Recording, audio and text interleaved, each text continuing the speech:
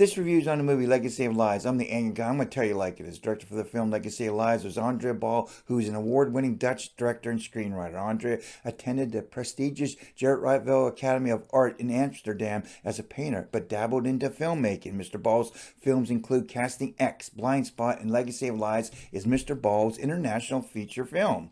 The casting of the film Legacy of Lies was Scott Adkins as Martin, an ex-MI6. Well, in other words, he's an assassin, but if he gets caught, no one in the agency has ever heard of. Who's that? Who's Martin? Martin who? Honor Niafsi as Lisa, Martin's precocious daughter. She is older than she looks.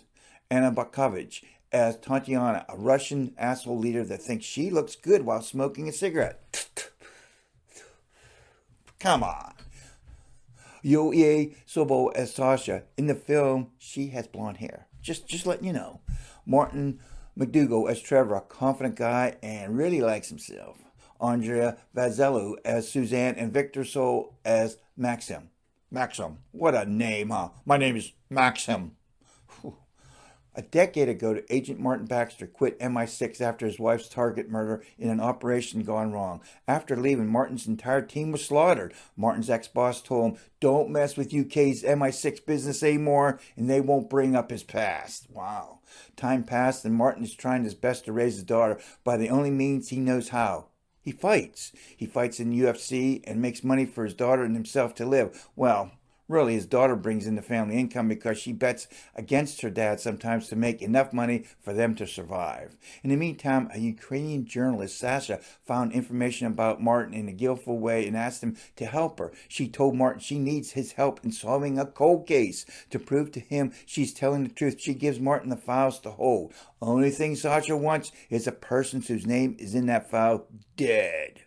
While Martin and Sasha are discussing some details, the news on the TV announced the UK police and MI were investigating a sudden illness to a Russian optimist activist, Sergei Koroto, in the UK, which is actually an act of war.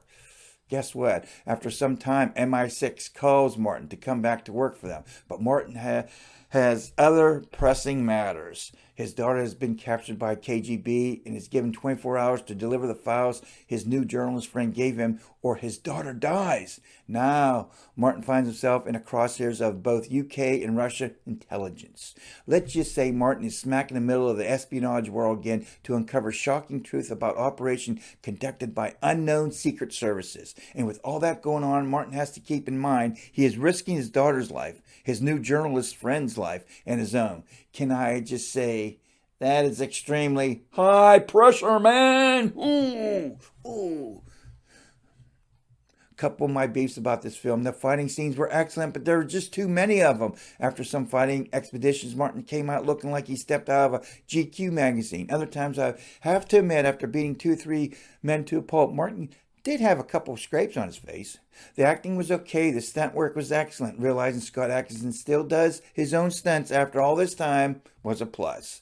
Actually, I had to go back through the film to see who got killed at the beginning because there were 2 deaths, one right after another, and I really wasn't paying attention. That's on me. Sometimes the shots fired didn't represent the length of the magazines in each weapon. The cinematography was clear. Every male in the film had a chiseled face that would have made Kirk Douglas jealous. All that action was shot in a formatted style. Would I recommend to watch this film? After reading the synopsis of the film and watching the trailer of Legacy of Lies, I would tell anyone, jump on this film right now! But after seeing all the work and the strong dedication from everyone to create this film, I can't give this film a D. I really can't. Out of an alphabetic score, I give this film a C-. Thank you so much for subscribing. Thank you. And thank you for commenting.